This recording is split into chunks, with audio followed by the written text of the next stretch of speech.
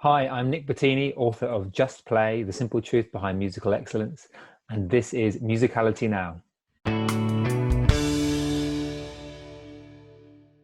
Hi, my name's Christopher. I'm the founder and director of Musical U, and welcome to Musicality Now.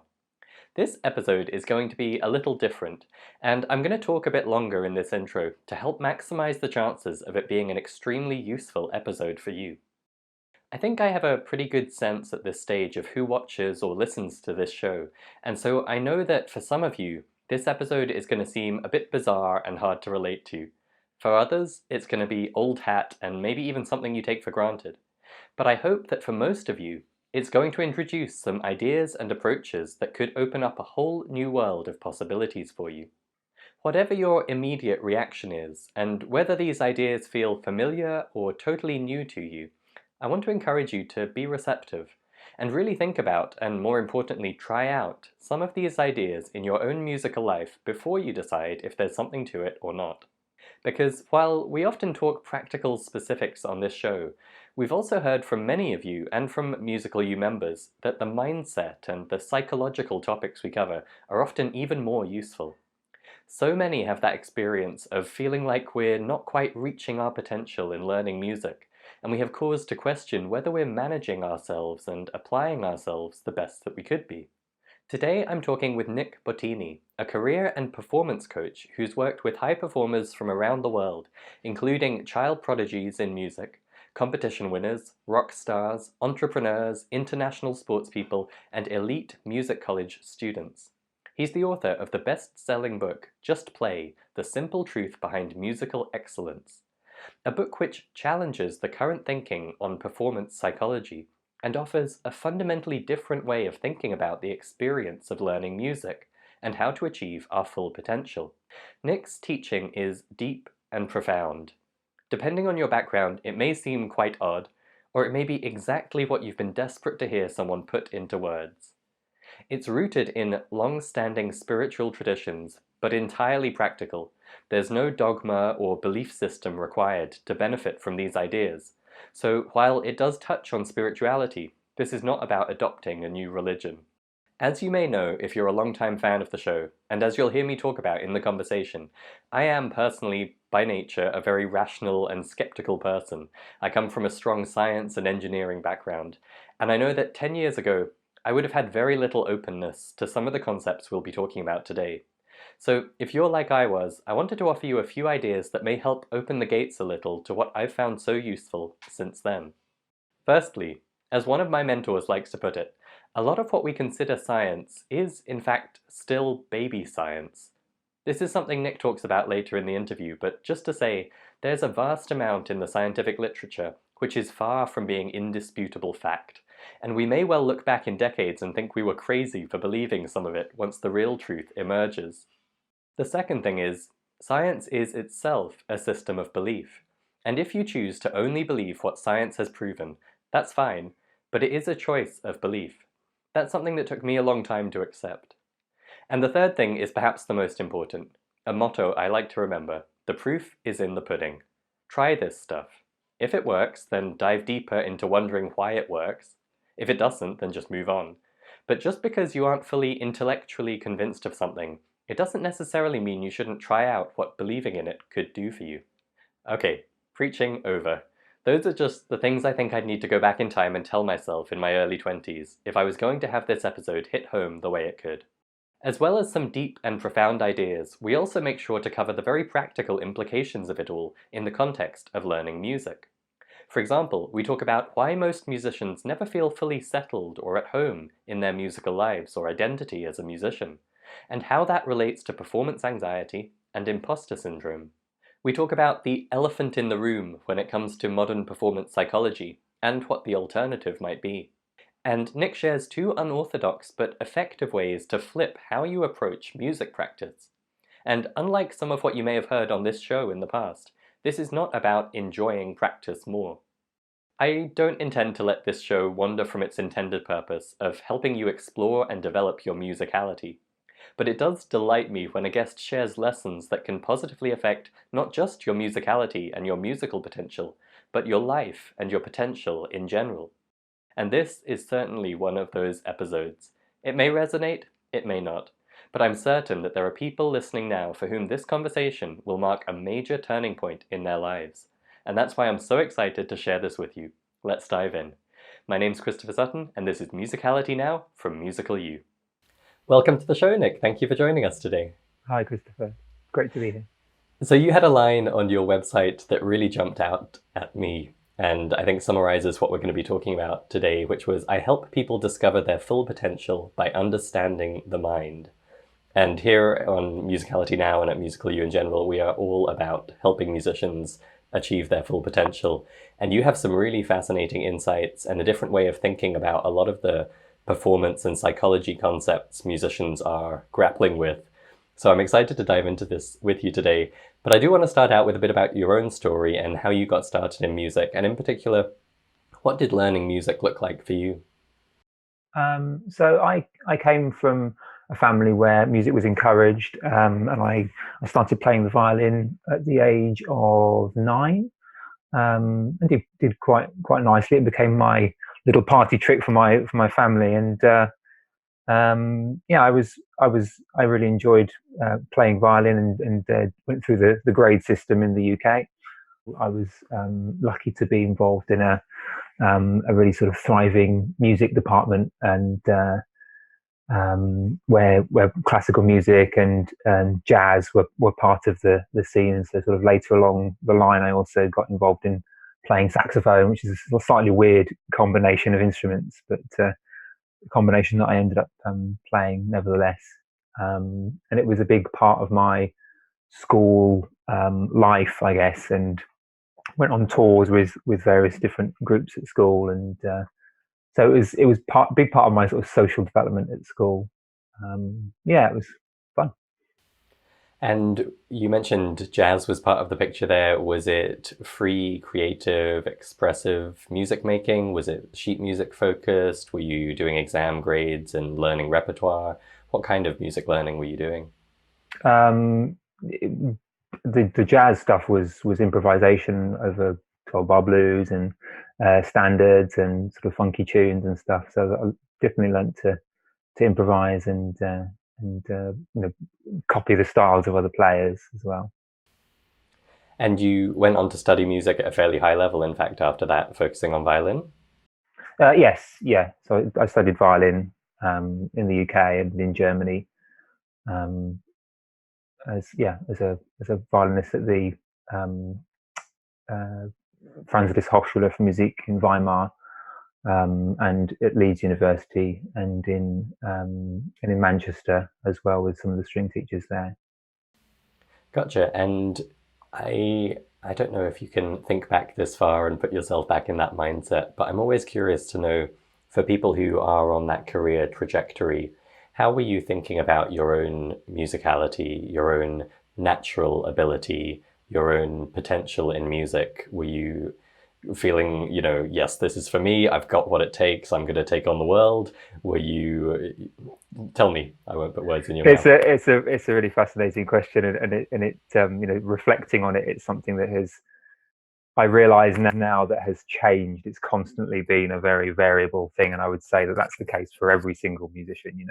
That when I first started playing the violin, I felt frightfully proud of the fact that I could produce this music, and I was the only person in my family that could play the violin. But as I went through the different stages of musical study, I realized that actually there were some other musicians who were more skilled than me, or there were certain things that other people could do that I couldn't do. And so there's so many different insecurities. And as I became more, I guess, serious about playing the violin, I also, because I was practicing for a number of hours a day, then had an overuse problem with my shoulder, and that kind of became a sort of inner battle that I felt I needed to fight. So there's a whole load of thinking about how I should be as a musician, how I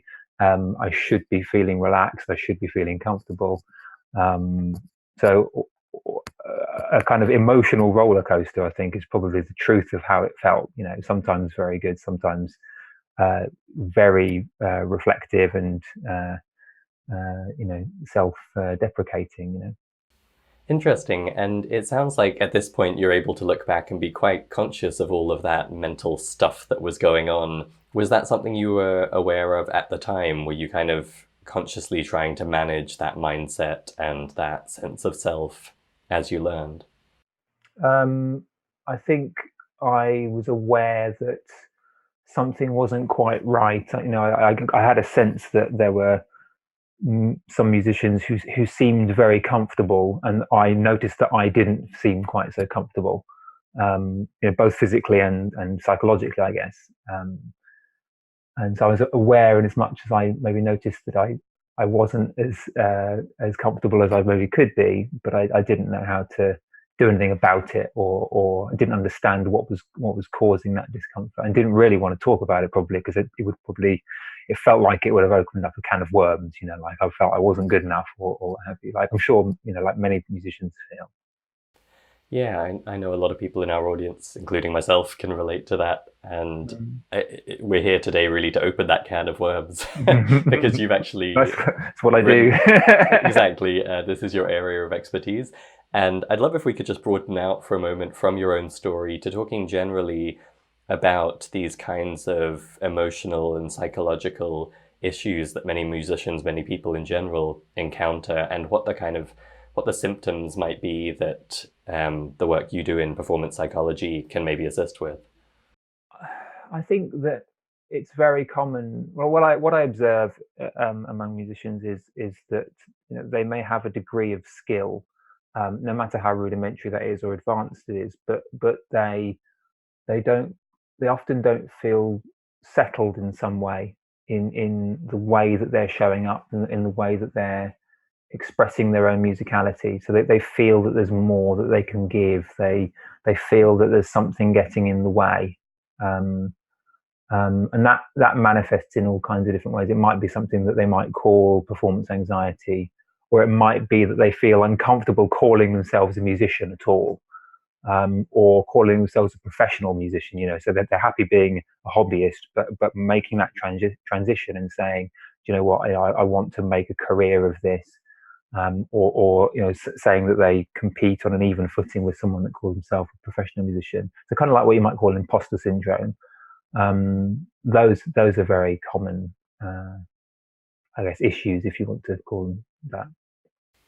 Yeah, and that imposter syndrome is something that's come up on the show a few times because I know how common it is and how helpful it can be to know it's a thing. These are not thoughts you're having because you are genuinely insufficient and inadequate. It's a psychological phenomenon that all of us to some extent will experience. And in your book, you talk about how this can come through, as you say, in performance anxiety, and also even just fear of sounding bad during practice, right? Yeah, absolutely. We get, as musicians, I certainly was sort of trained into the idea that you must sound good, and even tolerating for a single moment sounding bad meant that you somehow don't have the ears for it that you should have, and that's for a number of reasons that can be a really I don't know, a bad place to start, say, improvising, because you need to be prepared to take risks. There needs to be a part of you that needs to be able to just, I guess, let go and make some sound and not be too fearful about whether it sounds perfect or doesn't sound perfect. And in the past on this show, we've touched on this area and talked mostly about the kind of scientific research on performance psychology and things like flow and deliberate practice and some kind of neurolinguistic or cognitive behavioral therapy type approaches to managing your thoughts.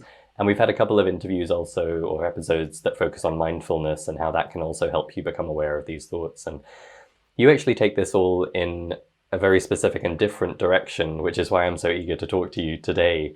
And before we talk about that, let's just pick up on your story. You mentioned you had a pain in your shoulder, and you talk in your book, Just Play, about how that actually led to a bit of an epiphany in terms of what the mind is capable of. Could you share that story? Yeah. So I went to a prom concert one summer. So I had been. This was the year that I had been studying in a German music college, and had been probably playing for 5-6 hours a day, but had been in quite severe pain from my overuse problem that I was sort of struggling with as a student. And over the summer, I took a break from playing because I felt that my body needed to repair.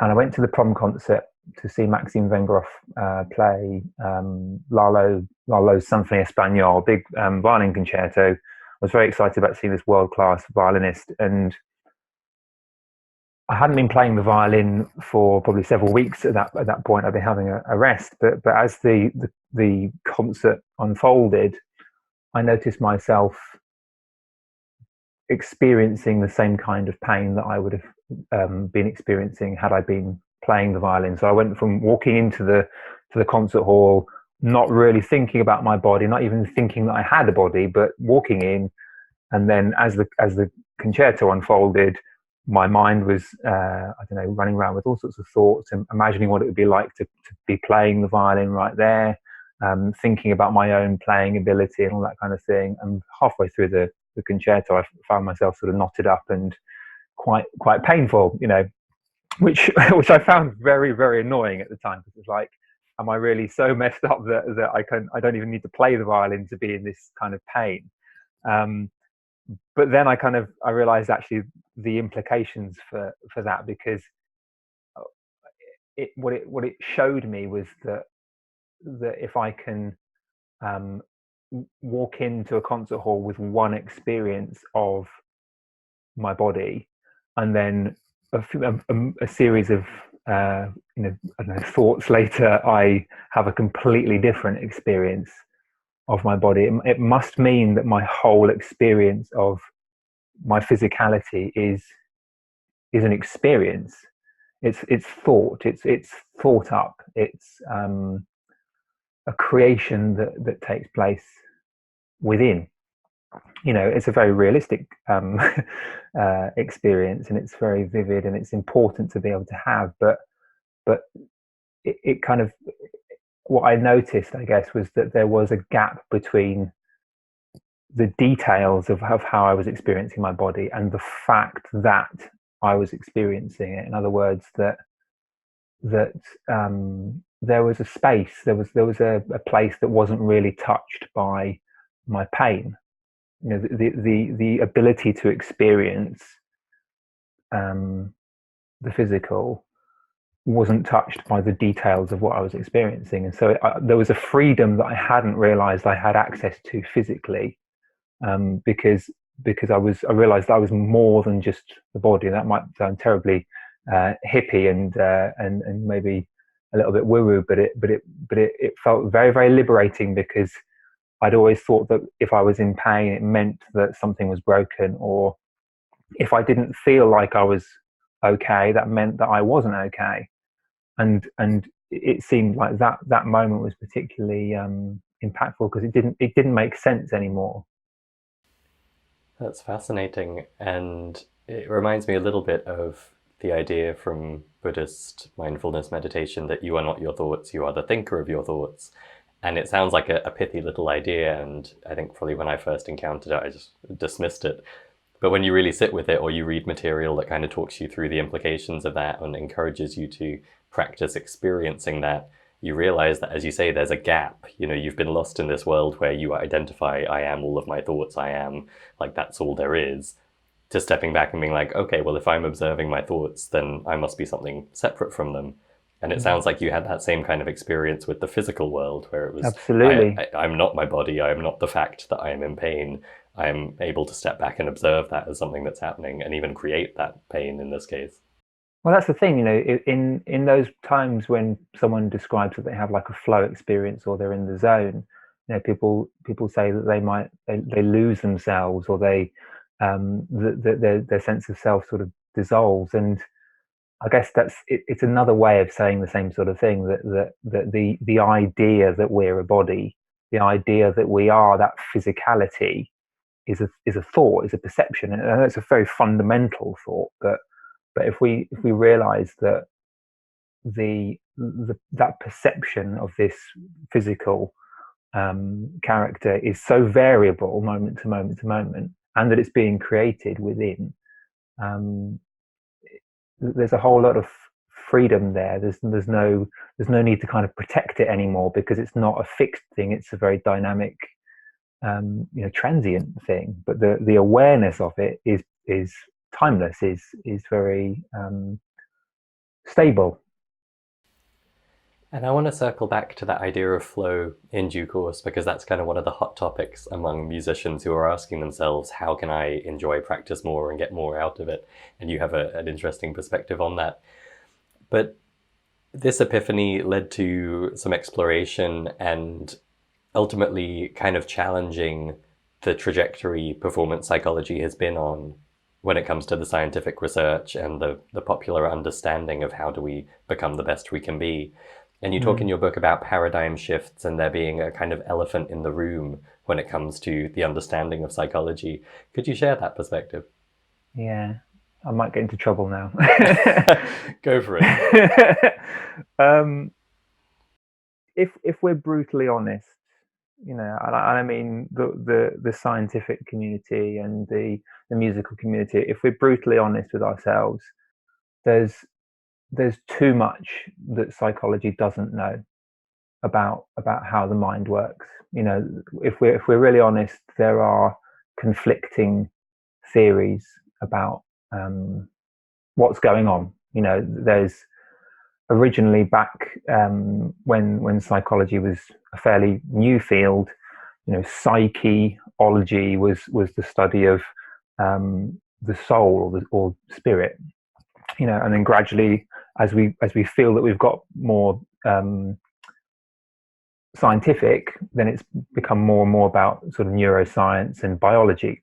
But yet, there's no clear, as it stands at the moment, among those people who think that the mind is a biological thing. There's no proof to take us from the biological functions to how those biological functions create a lived, felt sort of spiritual experience, or the experience of what it's actually like to be this living entity that we know that we are.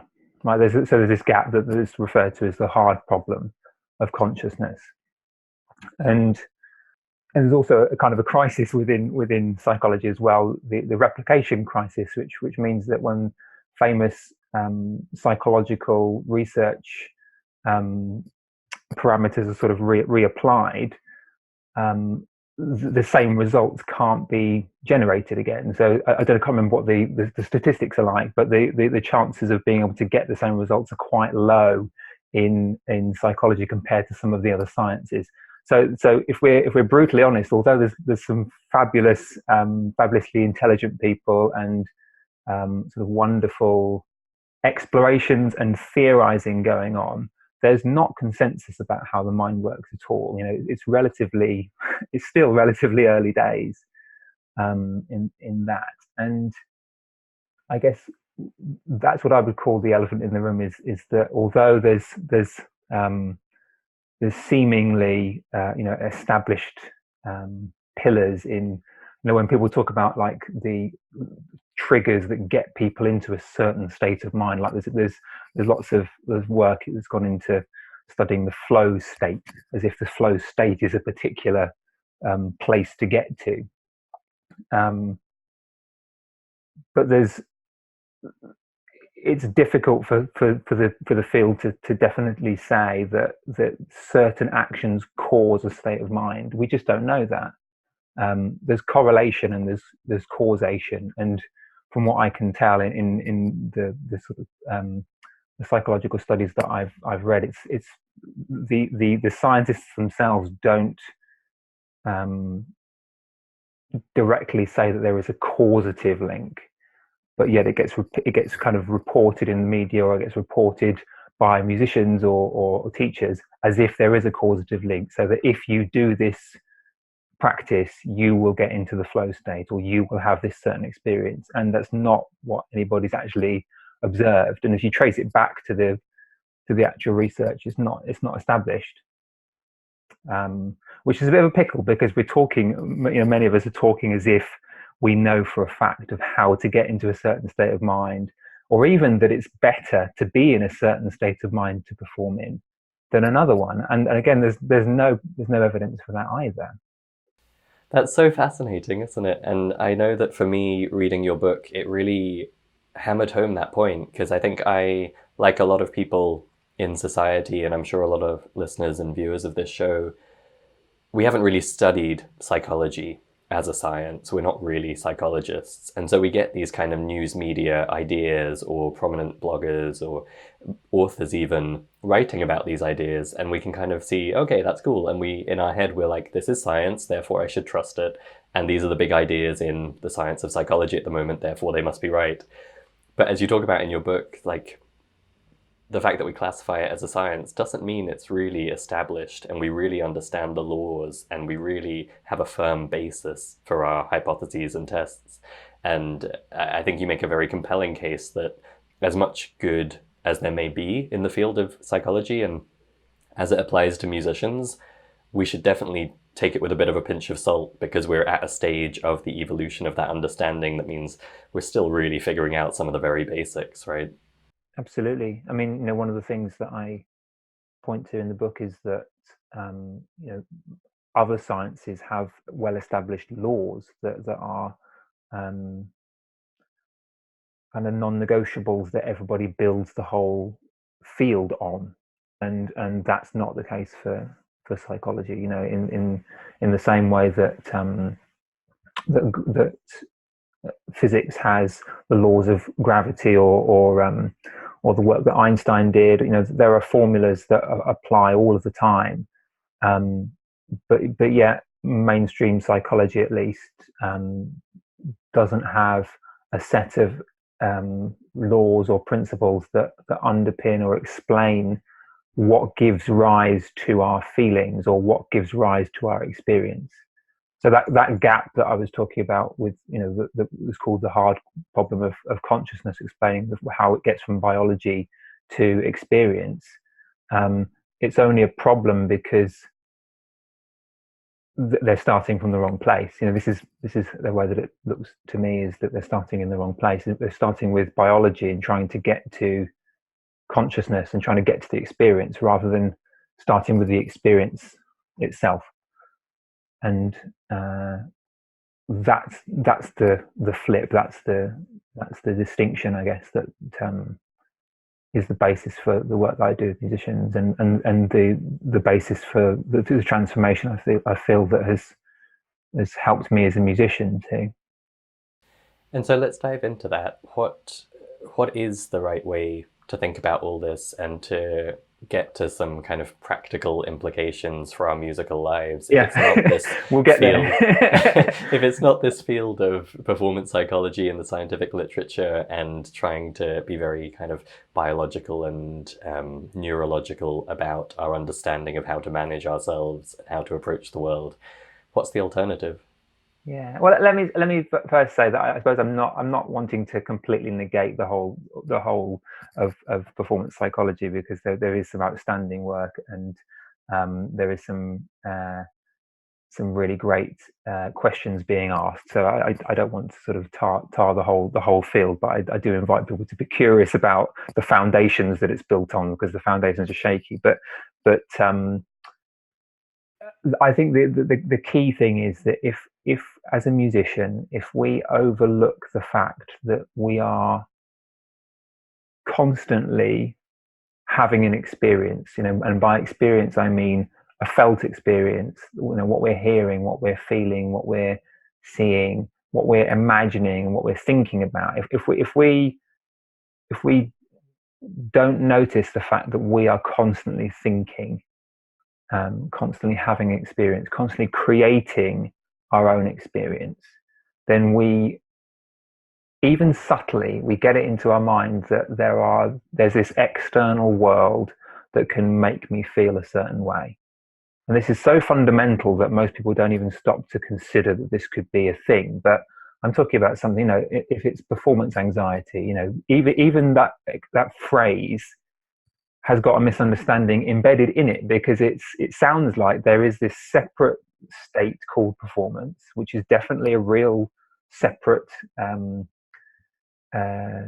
thing that happens. So when you can't be in the same state of mind when you're practicing as when you're performing. They have to be different. It kind of implies it's a separate, distinct activity, and that there's this experience called anxiety, and the anxiety seems to be coming from this thing called performance. But the thing called performance is a thought. It's kind of a categorization in our mind, and this thing called anxiety is a thought, is a kind of, I guess, like resistance to the fact that we're feeling a little bit out of sorts, and then we don't like that, and it shouldn't be that way.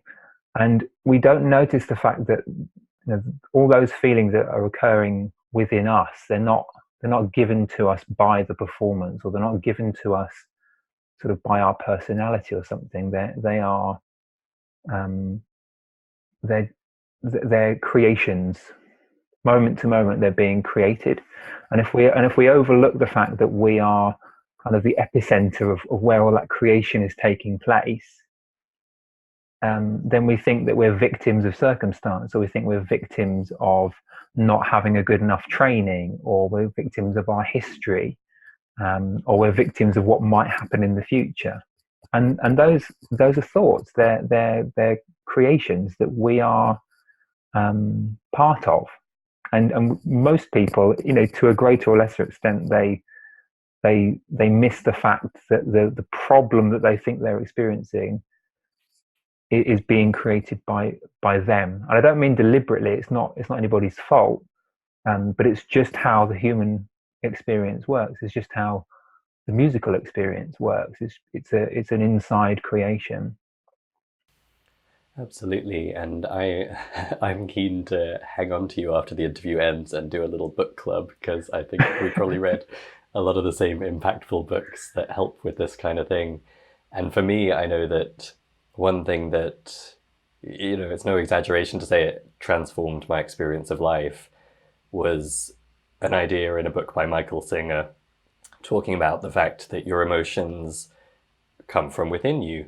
And when something happens and makes you feel angry, it's not that that thing has made you feel angry. It hasn't created anger in you. There's some anger in you, and that thing has triggered it. And that just flips your concept completely of how to relate to the world. As you described there, you know, instead of thinking I am at the mercy of this terrible world and anything could happen, I am, you know, prone to performance anxiety. I am going to behave and react in a certain way if I'm in that situation. Suddenly you realize, actually, I have total responsibility and total control, to whatever extent I choose, in terms of how I respond and react and how I feel in any given situation. Absolutely. Yeah, there's so much more freedom there than most of us stop to even consider. But it's well worth considering it. I think that's the thing that I can't emphasize enough. I know it seems so fundamental, you know, how our mind works and how feelings work and why we feel a certain way. But that's the foundation that behavior is then built on, or a career is then built on, or a musical skill set is built on. And if that foundation isn't built on anything that's solid, or, you know, isn't made of anything solid, then we'll be laboring in a superstitious way to some extent, and we need to kind of get not take that out, but be aware of the fact that we can be prone to superstitious behavior. Awesome. So you mentioned the word superstition there, and I know that if I remember myself 10 years ago, I was ultra sensitive and resistant to anything woo-woo, like anything spiritual, except like the clear Catholic upbringing I'd had. Anything kind of, to be honest, I was very skeptical of philosophy as a whole, because it just seemed so wishy-washy compared to the kind of hard sciences like physics that I'd studied. And Sure. I'm sure there are some people in our audience who can relate to that, and they're thinking, okay, that all sounds interesting conceptually, but, you know, does it work? Does it help us at all? So I wonder if we could take this these concepts and really talk about the nitty-gritty specifics of, Mm. your average adult musician who's practicing for half an hour evenings and weekends. They love their instrument and they really want to become the best they can be, and they really want to understand how to practice and how to approach their practice to enjoy it and get the most out of it. How do all of these ideas apply? Yeah, that's a really good question. I guess that there's so many different um, directions that a musician might need to be sort of nudged in to sort of help them develop. But I'm imagining, say, an adult, a beginner, or an amateur who has achieved some level of musical skill, but they want to get to the next level of performance, and unknowingly there's a whole sort of felt experience taking place. So they might be practicing their scales, or they might have been told by a teacher to practice scales, and maybe their intonation's not quite what it could be, or their sense of time's not quite what it could be. And when they're practicing in a practice session, they might have a feeling of boredom come up, or they might have a feeling of um, like, oh, it's a bit too obsessive. I've got a life outside playing the violin, and really I want to just do my bit of practice and get better, without realizing that in that moment there's a sort of infinite depth of detail, of awareness, that they could um, hear in a single note, or in the way that two notes connect to each other. And if we really to get granular, if someone feels that they have this sense of boredom, or they have this sense of, oh, I'm being too obsessive about my intonation, it's not worth spending half an hour making sure my F sharp is really properly in F sharp, which I've kind of been I've had some rather heated arguments with teachers about making sure that intonation is really properly in tune. If there's that feeling of boredom, or that they're being too obsessive, and they take that feeling as an instruction that I'm feeling bored, therefore I should stop practicing, or I'm bored, therefore that means that this isn't the right practice for me, then that's a misunderstanding. Because if we know that any feeling, any experience in the moment is a creation, then it means that boredom is telling you about the fact that boredom is being created. It's not telling you about the actual task at hand and what needs to be done.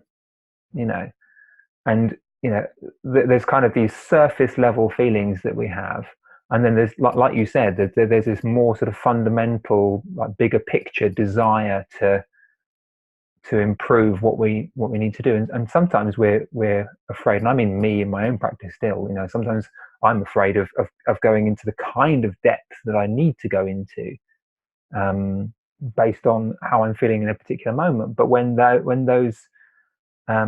don't take those feelings quite so seriously, and I guess, like, pour myself into the moment, so is that in tune, or I'm curious about whether that could be slightly more beautiful tone. How do I make a beautiful tone? It's kind of, and kind of pouring myself into the moment of making music. That's a very different experience to thinking, oh, I've done my fill of practice, or I'm feeling bored, so I need to move on, or I like playing fast, and it makes me feel good when I play fast, so that means I should do more of what makes me feel good in a practice session. What we don't want to be is sort of completely controlled by feeling good or not feeling good, or feeling motivated or not feeling motivated. I guess being present with the instrument, or being present with the people you're making music with, and doing the job at hand. I know it sounds very, very simple, but if we're confused by what our feelings mean, we're sort of prone to take these tangents, and it wastes time, or it wastes effort, because we're basically sort of fortifying this idea. We've got to make ourselves, we can't be too bored, or we can't be too obsessive, or we can't be like we're saying about sounding bad. If I feel bad because I play badly, that's a sign I'm practicing badly. It's just not true. Absolutely. And if I may, I think one of the common reactions to I'm feeling bored or frustrated isn't just resentment of the practice regime I've been trying to do. It's also I'm not good as a musician, right? Like if I was better, this would be easy. And so I'm just going to be a bit disappointed in myself. I know Yeah, that's something that comes up a lot for our members at Musical U and something I definitely went through in my teenage years for sure. And there is so much packed into your book, and I think for me, this was the crux of it. Like, if I had to point to one or two things that would be the most impactful for people, it was these two ideas for practice, one of which we've just touched on. And I love the way you just described it. You know, it's almost a short circuit or a way to sidestep all of this stuff around how can I make practice more fun, or what should I do to keep up my motivation or boredom. Having that understanding that I am separate from my emotions, and the fact that an emotions come up in me doesn't necessarily mean anything, or doesn't necessarily mean I should change anything about what I'm doing in my yeah, practice. There's such elegant purity to that way of approaching practice, that I'm here to do the thing, I know what I should do, I'm going to do it. And if I get a bit bored, it's not about pushing through that boredom and forcing myself to be okay with it and trying to transform it into joy. It's just about identifying, oh, there's some boredom, let's continue. It sounds, as you say, it sounds so simple, but it genuinely is an option for people that I think most of us don't even realize is a possibility. yeah, that's right. And it's also an incredible sort of subtlety to the way that our moment to moment experience changes as well. You know, I was practicing saxophone yesterday, and noticed that I was feeling quite conscious of how it must sound to my neighbors, and I hadn't really noticed that sort of coming and going in my practice before. But I'm sure that's something that a lot of people can relate to, or people that you live with. Like I'm not I don't want to I'm thinking of like when I was sort of practicing the violin much more intensively, that sometimes there are movements that you need to practice because the body needs to learn a movement. um, but when you're at the stage of learning the movement itself, the sound that that movement produces isn't good, but actually it's a kind of developmental stage that you need to go through to kind of get the smoothness of the movement, or to join a movement up. So there'll be a time when it has to sound bad, but if you don't go through that stage of sounding bad, then you won't refine the movement required in order to sound good. But people can kind of shy away from that stage of sounding bad because they're very conscious of what the neighbours on the next door will think, or what mum or dad thinks if they're watching TV downstairs or something. And being able to just notice that's a little bit of insecurity, and like we said, just do the work anyway, whilst feeling embarrassed or whilst feeling insecure, which is the truth of our experience. If we're honest with ourselves, then we've got then we're able to sort of tune into what needs to be done rather than just be at the mercy of our feelings. Yeah, it's been a real game changer for me, on stage too, actually. Because and for clients as well, because they often sort of come to me and think that because they are having these feelings of not enjoying their performance experience, that must be something wrong with their whole music career or who they are as a musician. And it's just not true. We've sort of, it's because we misunderstand what the feelings mean. Absolutely. And I don't want to labor the point or belabor the point, but I think it's important to be clear. We're not talking about suffering through those bad emotions. Like, I think a lot of the how to become a great musician material will talk about you've just got to push through, you got to force yourself, do it even though it's terrible. And you have a lot of suffering musicians. And really what we're talking about is kind of looking at that emotion and being okay with it, and not being immersed in it and suffering through it, just letting it go. And you've a Miles Davis poster behind you. I'm reminded, like, we're kind of talking about seeing that boredom or frustration and being like, so what? It Yeah, doesn't need to nice. mean anything about what I'm doing. It comes So I and mentioned goes. Yeah, it comes and goes. it Feelings comes come and and goes go. if you allow it to. I think that was a big epiphany for me, was when you start taking this approach, it's not a lot of the things that we assume are big and important and barriers, like I'm getting bored with my music practice. Actually, if you can just observe it and accept it, it goes away pretty quick and you're back to being okay and at peace and enjoying what you're doing. And you're fine if it doesn't go away as well. That's the thing. It's that it feels like we're suffering, but really the suffering is the resisting of the in the moment experience. It's not the fact that we have a momentary sort of feeling that we don't like. It's how much of a fight we're putting up against our experience. So that's really the thing, is that we don't even need bad feelings to pass. We can continue doing what we're doing in any feeling. We're safe as musicians. We're safe as human beings. We're safe as who we are, no matter what feeling we're having, whether we're on stage or in the practice room or in a lesson with someone that we want to impress or anything. It's we're fundamentally safe, but convince ourselves that we're not. I mentioned there were two practice concepts that for me really stood out in the book, and that was one of them. And the second, if I say it in a rush, I think it's going to sound like an exact contradiction. So I'm going to take a moment and phrase it right. But you talk in the book also about letting go of the right way to practice and having the perfect practice plan, and actually trusting in yourself a bit more that you know what's right to practice. And I think on a surface level, that kind of sounds like go with your feelings, but it's not quite that simple. So maybe you could explain a bit about that idea. Yeah. This is about not giving your power away to a teacher or to a method. I think that's what it's fundamentally about, is that there is a fundamental desire to learn music or to grow or to develop or to create. That's just fundamental. And something brought us to our instrument or to this practice of music. Whatever that thing is that brought us to music is the thing that actually is kind of driving our musical development long term, large scale, right? And that curiosity might take us to a particular teacher, or it might take us to a particular book or method or website or what have you.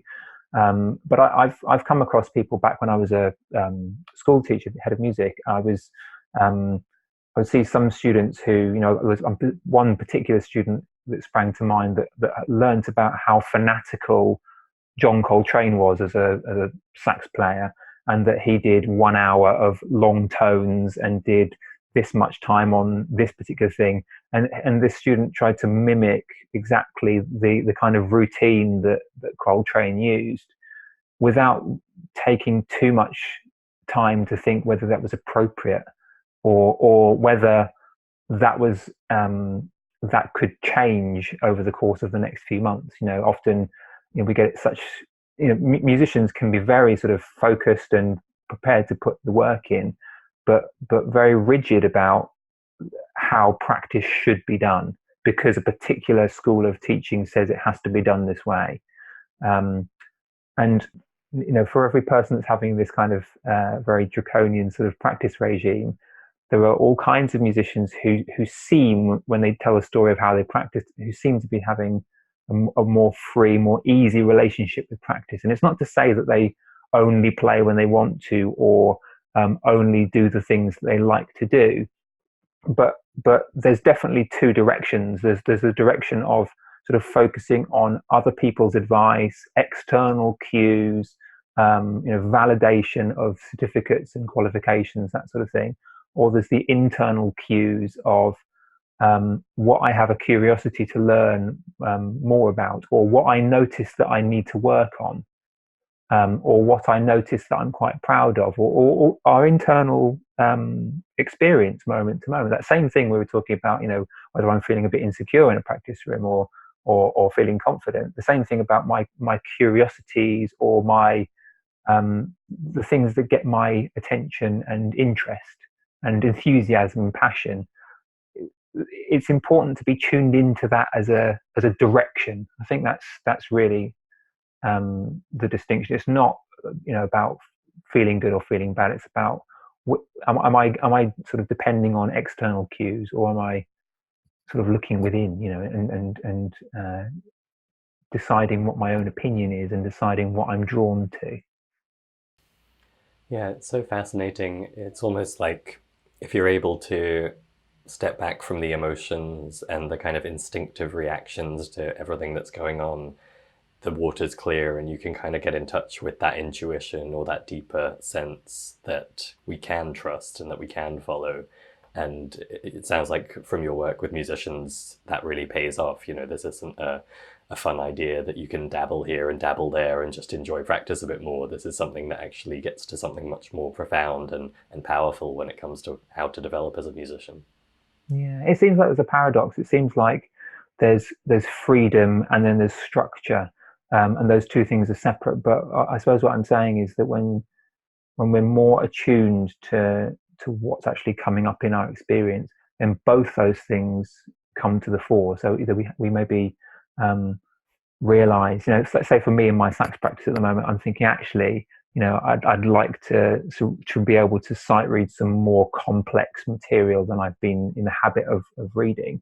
And I'm going through a period in my own practice at the moment thinking actually carving out that time for reading every single day is a change of gear in my practice that I hadn't noticed that I wanted to do. And now it's starting to take shape in my practice as a chapter that I'm sort of going through, just because it was a curiosity, whereas previously I think it probably was a bit of an insecurity about. And I mention it in the book because it was a thing that I kind of had. It's like I'm not a very good sight reader, and that's definitely changed over the years for me. But to kind of go into this stage for myself as like wanting to become a real master sight reader, it's something that's starting to seep into my practice, and it's relatively new, and it's born out of that kind of curiosity of like, well, I'm not really practicing it, and I'm wondering if I could do this slightly better. And then it becomes a scheduled thing, or it becomes a structured thing, and I find some time for it.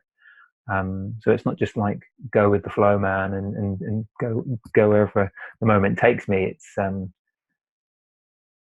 there's the initial inspiration, and then it comes to being. It's structured, it's scheduled, and it takes place.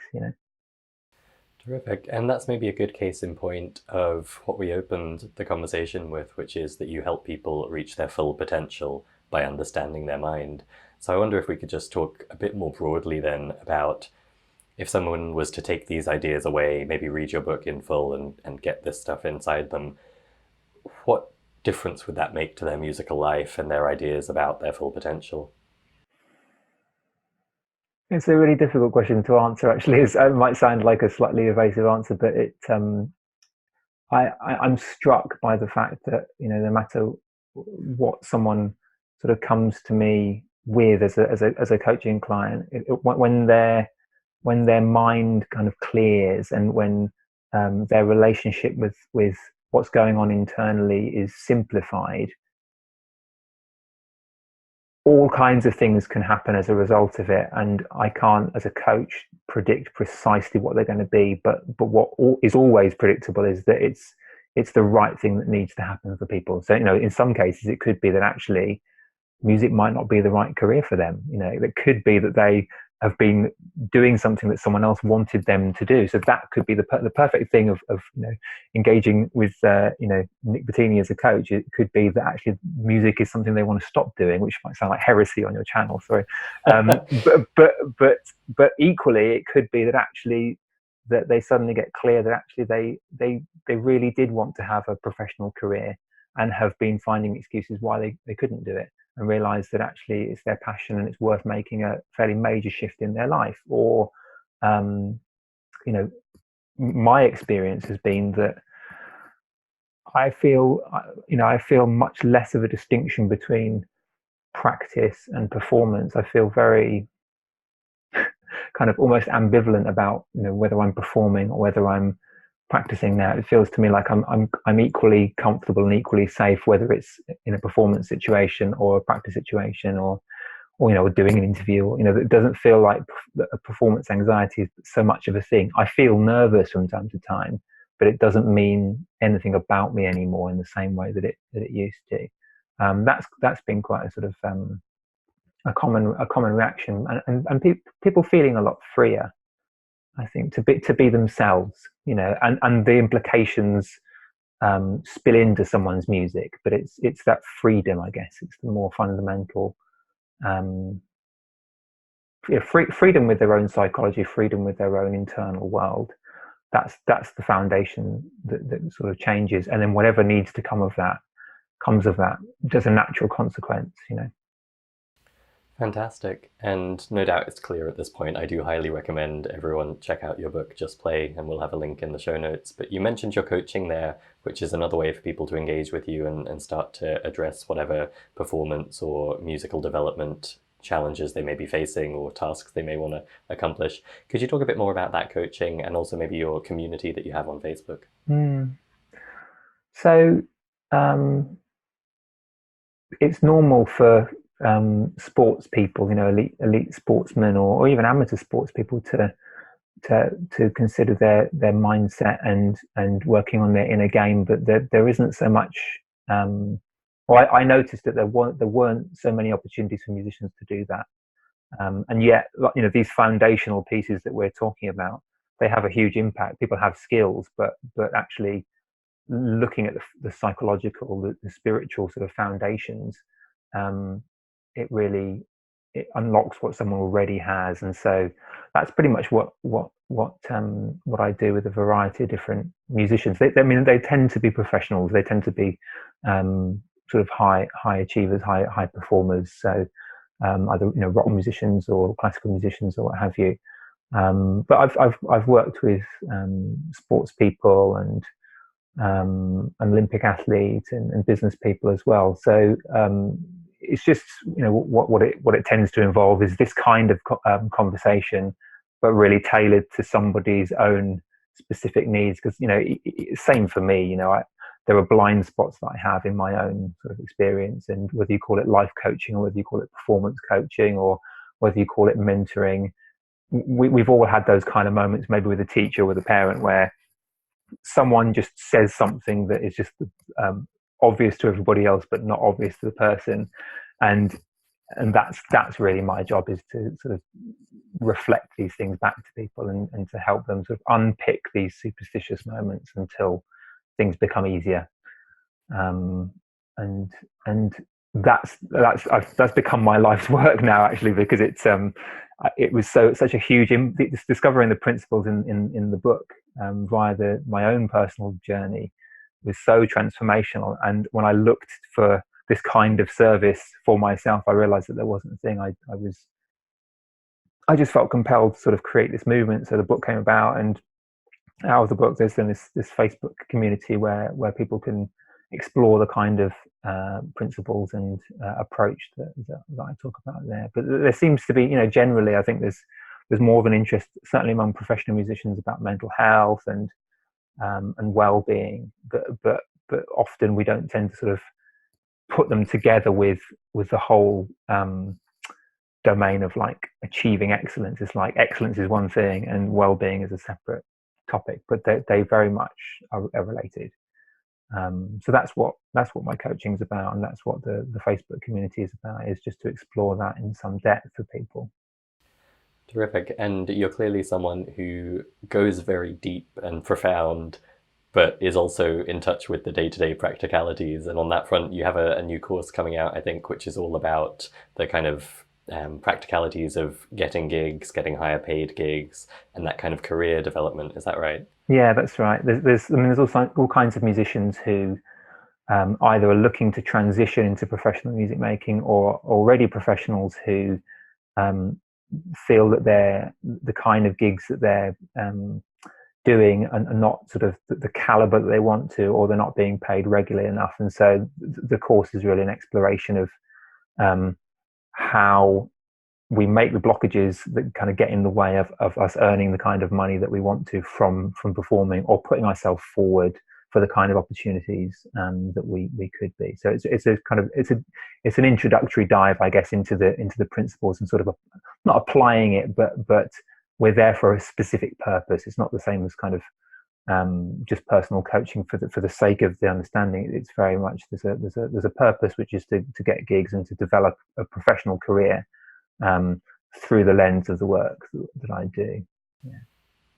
Fantastic. Well, I definitely agree that there is not enough work being done in this very important area, and I love the way you approach it in your book. And and with your coaching. So I definitely would highly encourage anyone who's found something in this conversation resonated with them, run out and get Nick's book and explore what this could mean for your own musical life, because I know from personal experience and from talking with our members how crucial all of this stuff is in terms of how you think about yourself, how you approach your practice, and how you consider your potential and what to work on next in music.